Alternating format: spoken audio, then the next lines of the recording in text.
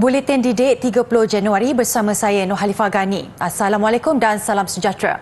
Menjelang peperiksaan sijil pelajaran Malaysia SPM, Menteri Pendidikan Fadlina Siddiq menyarankan semua calon sentiasa bertenang dan melakukan terbaik sehingga ia berakhir. Fadlina melalui sesi pertemuan atas talian bersama calon SPM sekitar Nibong Tebal, Pulau Pinang berkata keberkatan dari guru dan ibu bapa perlu diperoleh. Kita perlu merakamkan tahniah kepada anak-anak yang telah pun sampai ke peringkat ini dan pasti akan terus berusaha sehingga peperiksaan berakhir nanti. Saya juga ingin merakamkan ucapan terima kasih kepada ibu bapa yang telah pun bekerja keras mendukung dan menyokong anak-anak ini.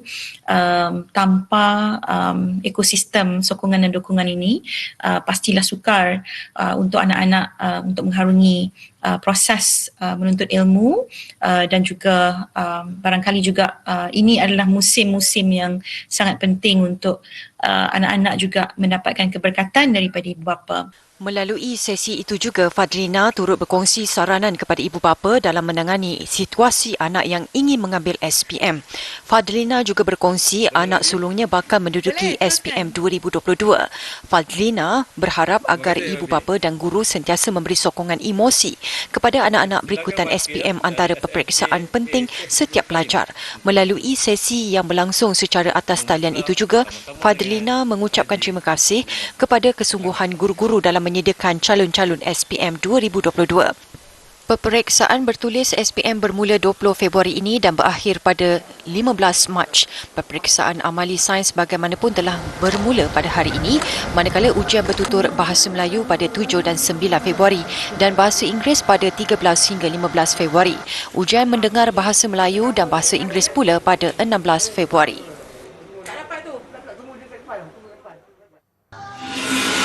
Sementara itu, isu dakwaan penganjuran bengkel sijil pelajaran Malaysia SPM secara berasingan di sebuah sekolah menengah di Johor sudah diselesaikan secara baik. Menurut Fadlina, perbincangan berhubung isu berkenaan telah lengkap dilakukan dengan pihak berkaitan, justru tidak perlu dipanjangkan lagi. Dan kita sudah selesaikan secara baik sebenarnya dan sudah ada perbincangan-perbincangan di antara pihak-pihak untuk tidak memanjangkan isu ini, dan kita mahu tumpuan sekarang ini adalah tumpuan kepada peperiksaan anak-anak ini, dan kita mahu anak-anak ini jangan diganggu dan diberikan tumpuan untuk peperiksaan. Jadi kita sama-sama doakan kejayaan anak-anak kita di sekolah tersebut. Menyangkal wujud diskriminasi dalam penganjuran bengkel SPM di sekolah berkenaan, ujar beliau tumpuan kini harus diberikan kepada pengajaran dan pembelajaran agar persediaan pelajar mengambil peperiksaan tidak diganggu. Namun tegas beliau, KPM tidak akan berkompromi jika insiden sama berlaku lagi pada masa depan. Fadlina yang juga ahli Parlimen Nibong Tebal semalam menghadiri sambutan rumah terbuka Tahun Baharu Cina di Dewan Serbaguna Jawi Nibong Tebal.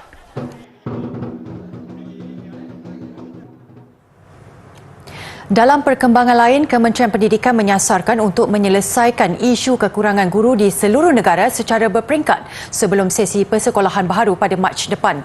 Menterinya Fadlina Siddiq berkata isu di semenanjung Malaysia tetap akan diberi perhatian meskipun tidak kritikal berbanding di Sarawak. Untuk negeri-negeri lain memang kita lihat juga perkara tersebut, dan saya fikir dengan adanya persiapan-persiapan guru kita ini sebelum buka sekolah Mac ini, insyaAllah kita akan cuba atasi mana-mana negeri yang masih ada lagi isu kekurangannya. Tambah beliau, sebagai permulaan, KPM akan menyegerakan mengisi kekurangan guru di Sarawak terlebih dahulu. Sabtu lalu, beliau memaklumkan KPM akan cuba mengisi 50% daripada anggaran jumlah 3,000 kekurangan guru di Sarawak menjelang Mac depan. Beliau turut menyatakan keyakinan penyelesaian mampu dicapai meskipun dasar nisbah 90-10 guru Sarawak dan guru bukan dari Sarawak masih digunakan.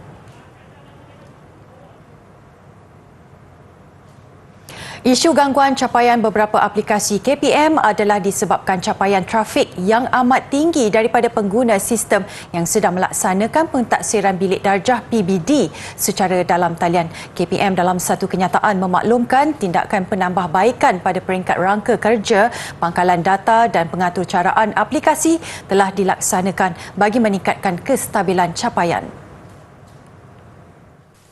KPM berkongsi gangguan itu mula dikesan pada 15 Januari lalu. Pihaknya telah mengambil tindakan pemulihan interim pada pengkalan data serta sistem aplikasi yang terlibat dan isu terbabit sudah diatasi keesokan harinya. Namun, gangguan capaian kepada sistem dikesan berlaku semula pada 19 Januari. Sehingga hari ini, prestasi capaian semakin baik namun belum pulih sepenuhnya. Pemantauan prestasi capaian dan tindakan pemulihan diteruskan secara rapat dan segera bagi memastikan isu ini diatasi dengan menyeluruh. Dalam kenyataan itu juga, KPM menjelaskan guru mempunyai tempoh sehingga 10 Mac depan untuk melaksana aktiviti perekodan dan pelaporan PBD sebagaimana yang termaktub dalam jadual kerja PBD akhir sesi akademik 2022-2023.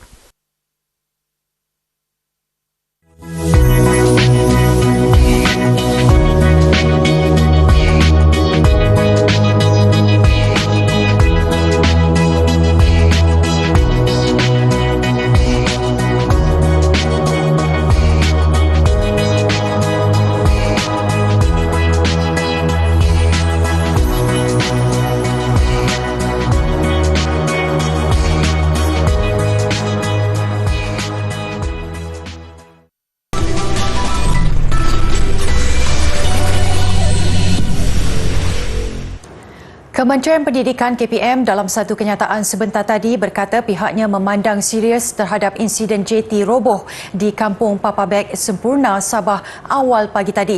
Insiden mengakibatkan 2 orang murid cedera ringan sementara baki kira-kira 23 orang murid lagi termasuk murid tabika kemas dan 2 orang guru sekolah kebangsaan Pulau Papa Beg terselamat. Mengikut kenyataan itu, KPM menerusi Pejabat Pendidikan Daerah PPD Sempurna telah mengambil langkah menyiasat punca kejadian dan menyediakan bantuan segera kepada semua mangsa yang terlibat. Tambah kenyataan itu lagi, KPM akan memastikan aspek keselamatan ditingkatkan dengan mewajibkan pemakaian jaket keselamatan dan keadaan struktur JT yang selamat digunakan. KPM juga akan mengadakan sesi libat urus dengan pemegang taruh serta pihak berkuasa tempatan dalam waktu terdekat untuk membincangkan cadangan penambahbaikan infrastruktur di JT sedia ada bagi memastikan agar kejadian seperti itu tidak berulang.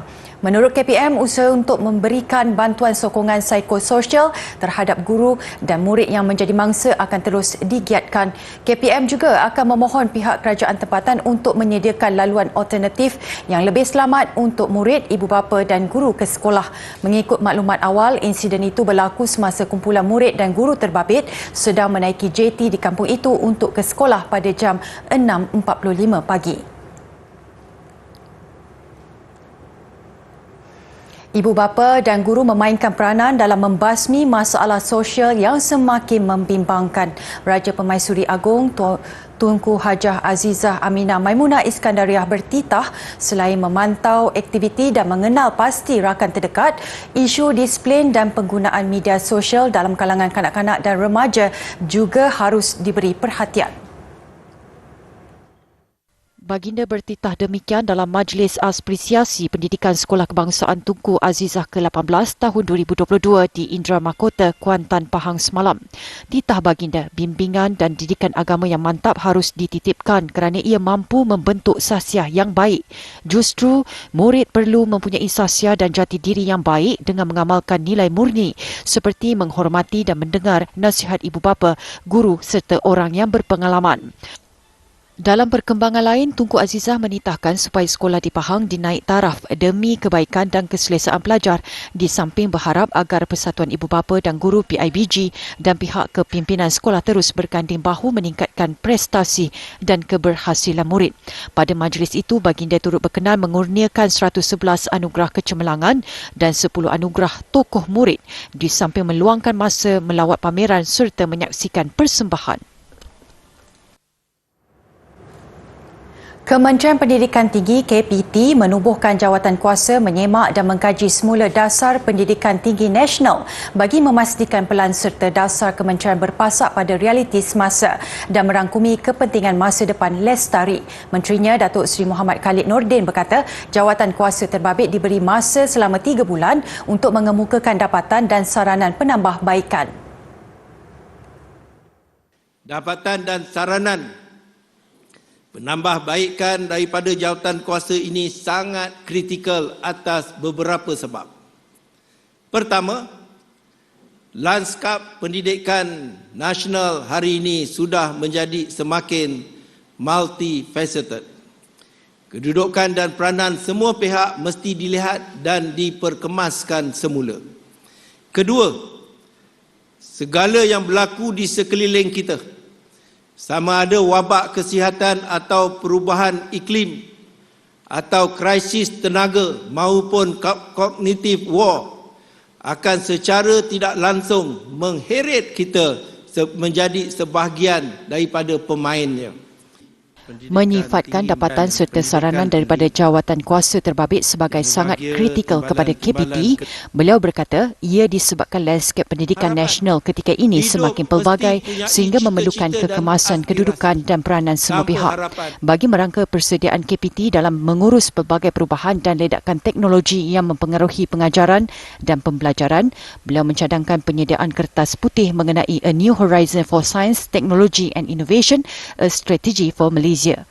Kertas putih itu bertujuan menilai secara khusus dan mendalam kesan serta strategi KPT dalam mengurus pelbagai gangguan teknologi masa kini dan masa depan terhadap pengajaran, pembelajaran dan tata kelola institusi pengajian tinggi. Berteras kepada konsep Malaysia Madani yang diilhamkan Perdana Menteri Datuk Seri Anwar Ibrahim, beliau berkata KPT perlu menjadi sebuah kementerian dan mempunyai sistem paling dipercayai. Beliau memohon kerjasama erat daripada warga KPT bagi memulih dan meningkat kepercayaan rakyat kepada kerajaan. Bukan hanya untuk mendapat keuntungan semata-mata, tetapi pembukaan kafe bertempat di Selayang Baru, Selangor lebih mementingkan usaha membantu mereka yang kurang bernasib baik dan hilang tempat bergantung. Kafe yang beroperasi sejak 2 tahun itu seharusnya dijadikan contoh apabila berjaya membantu 40 individu termasuk ibu tunggal dan golongan remaja bermasalah. Ikuti laporan yang disediakan Asrina Abu Bakar. Bites and Beans Cafe membuka lembaran baharu kepada ibu tunggal dan remaja yang kurang bernasib baik untuk mendapat peluang pekerjaan dan kemahiran pembuatan kek dan roti. Berkonsepkan social enterprise, kafe yang dibangunkan Pertubuhan Perkhidmatan Sosial dan Pembangunan Komuniti PSPK Daerah Gombak itu adalah cetusan idea daripada ibu tunggal yang berlindung di bawah pertubuhan berkenaan. Selain diberi peluang menguruskan kafe, golongan ini juga diberi peluang menjual produk kek dan roti yang dihasilkan mereka sendiri. So basically kita ada training bakery training center ni dah lama, dah more than 16 tahun kita ada. So pada awal kita buka sebagai pusat aktiviti sahaja. So semakin masa berlalu dalam 2016-2017 tu ibu-ibu sendiri yang bertanya apa kata kita menjual produk-produk yang kita buat ni daripada kita just buat belajar sahaja.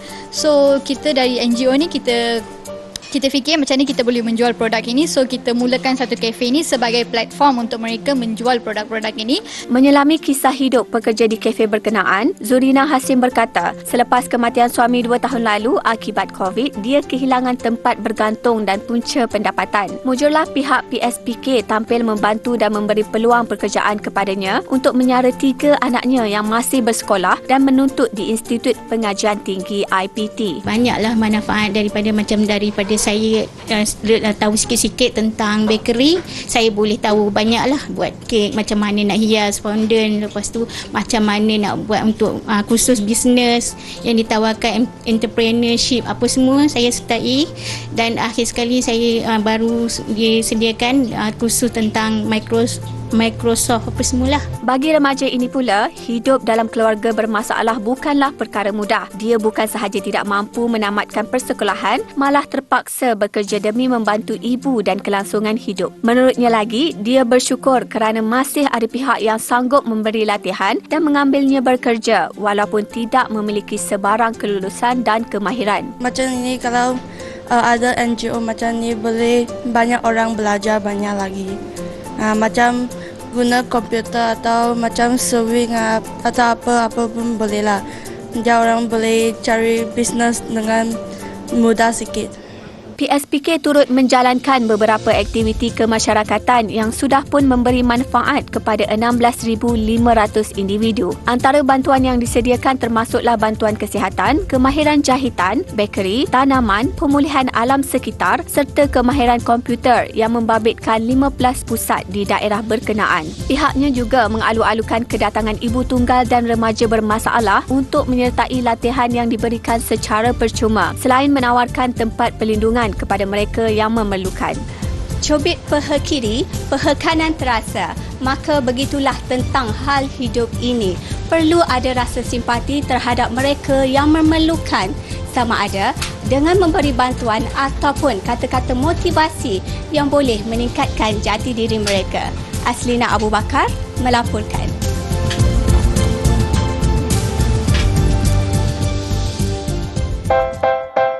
Okey, kedudukan bersedia penjaga gol. Step pertama adalah penjaga gol perlu berdiri menggunakan kedua belah kaki selebar bahu dan kedudukan lutut dibengkokkan sedikit, pinggan juga dibengkokkan sedikit. Kedudukan bahagian upper body, kedua belah tangan perlu diangkat melebihi paras dada dan bahu. Tangan hendaklah melebihi ketinggian pinggan, bertujuan untuk bergerak sama ada ke atas dan ke bawah semasa proses melakukan menyelamatkan bola.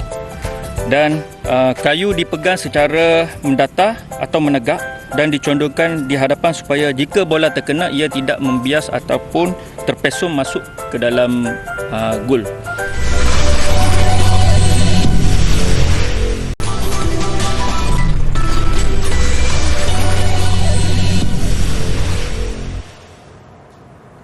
Pesawat Boeing 747 akan dihentikan pengeluarannya selepas lebih 5 dekad memegang gelaran sebagai Ratu Langit. Ia akan digantikan dengan pesawat 2 enjin jet berkembar yang jauh lebih canggih. Serentak itu, Atlas Air akan menjadi pemilik terakhir pesawat komersial Boeing 747 dan akan diserahkan esok. Boeing 747 mula digunakan sebagai pesawat komersial sejak 53 tahun lalu oleh syarikat penerbangan Pan Am. Sepanjang sejarahnya, Boeing 747 pernah digunakan untuk pelbagai kemudahan lain seperti pangkalan udara sementara tentera Amerika Syarikat. Malah ia juga merupakan pesawat pertama mampu membawa penumpang sehingga sekali ganda lebih ramai pada sekitar 350 hingga 400 tempat duduk. Boeing mula mencapai kemuncak apabila memperkenalkan pesawat 747-400 dengan enjin baru dan material yang lebih ringan. Ia juga antara alasan pesawat 747 akan digantikan dengan pesawat 777X dan akan mula beroperasi sekurang-kurangnya pada tahun 2025 selepas beberapa siri penangguhan.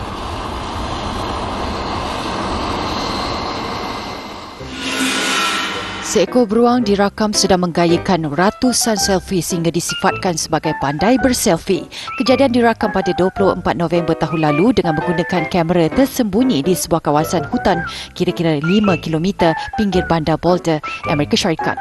Menurut ahli ekologi Taman-Taman Pegunungan dan Ruang Terbuka Bandar Boulder, Christian Nunes, mereka teruja sebaik menyedari yang mereka telah merakam foto seekor beruang sedang berehat. It was a great surprise to see the bear just sitting there right in front of the camera. Usually we see them kind of walking away through the brush. Sometimes they'll just kind of walk sideways past the camera and you can tell it's a bear. It's a big black blob. But to have it sit there and just look at us and interact with the camera was really fun. Semasa kejadian, beruang itu dikatakan sedang kekenyangan kerana baru selesai menikmati hidangan besar.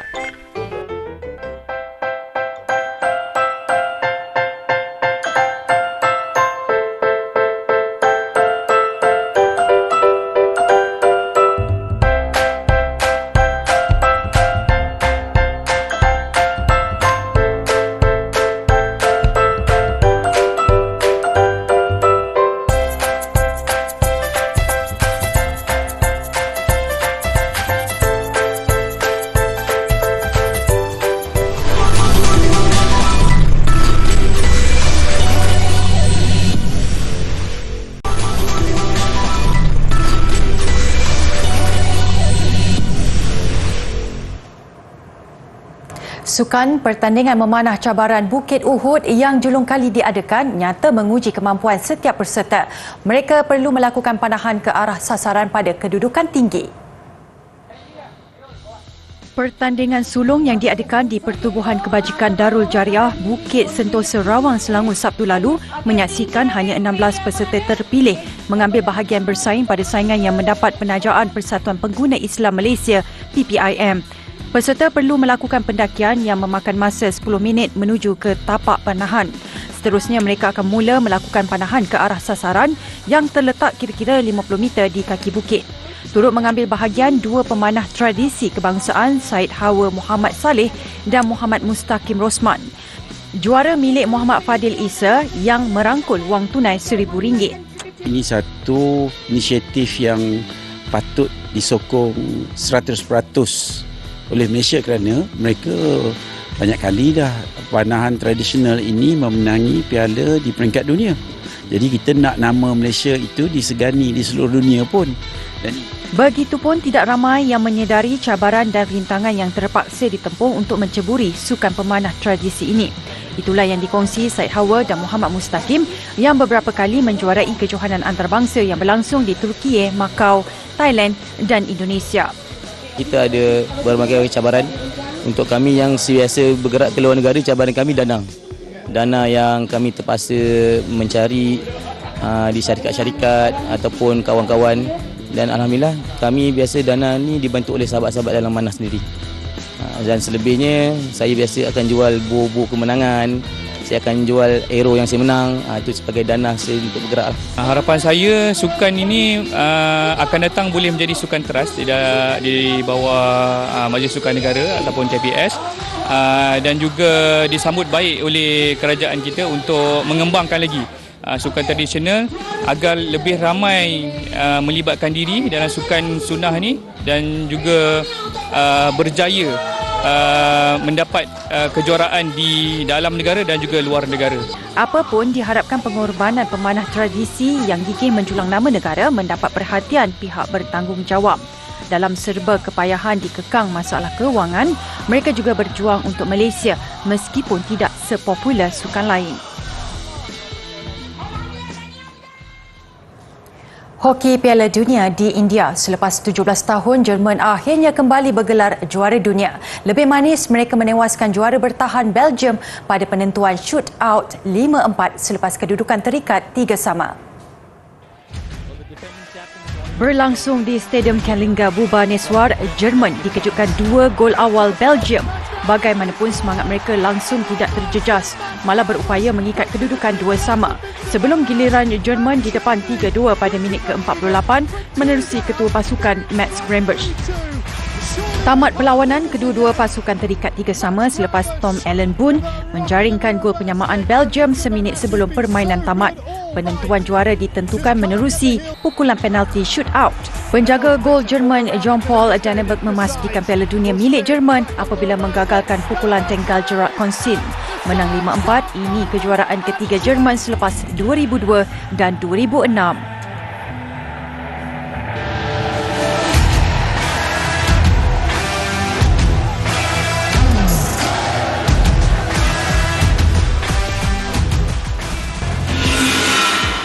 Keaksi bola sepak FA Inggeris, juara bertahan Liverpool tersingkir selepas tewas kepada Brighton and Hove Albion di arena lawan pada pusingan keempat. Meskipun mendahului pada minit ke-30 menerusi Harvey Elliott, hasil gerakan Mohamed Salah, kegembiraan skuad bimbingan Jurgen Klopp itu tidak lama. Brighton menyamakan kedudukan 9 minit kemudian menerusi lembatan kencang Tariq Lamptey yang terkena kaki Lewis Dunk. Ketika permainan bagai berkesudahan suri, pemain kebangsaan Jepun Kaoru Mitoma menjaringkan gol kemenangan 2-1 Brighton pada masa kecederaan. Pada saingan Liga Perdana Inggeris 14 Januari lalu, juga di Stadium Falmer, Brighton turut meraih kemenangan 3-0 ke atas Liverpool.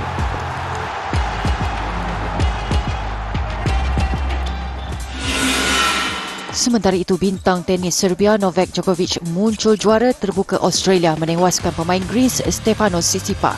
tidak dibenarkan beraksi tahun lalu susulan keengganan mengambil vaksin COVID-19. Djokovic, 35 tahun, membuktikan kehebatannya meraih gelaran ke-10 di Melbourne. Juga kejuaraan Grand Slam ke-22 menyamai pencapaian pemain Spanyol Rafael Nadal. Pada LC Final, Tsitsipas yang lebih muda, 11 tahun dari Djokovic, akur tewas 3-6 pada set pertama. Meskipun tampil lebih kemas pada set kedua, Tsitsipas nyata sukar memecah penguasaan Djokovic yang menang 7-6. Djokovic yang awalnya dikaitkan dengan kecederaan hamstring memastikan kejuaraan miliknya apabila menamatkan set ketiga juga dengan mata 7-6. Kejayaan ini juga menyaksikan Djokovic kembali merampas gelaran pemain nombor 1 yang kali terakhir digenggamnya pada Jun tahun lalu.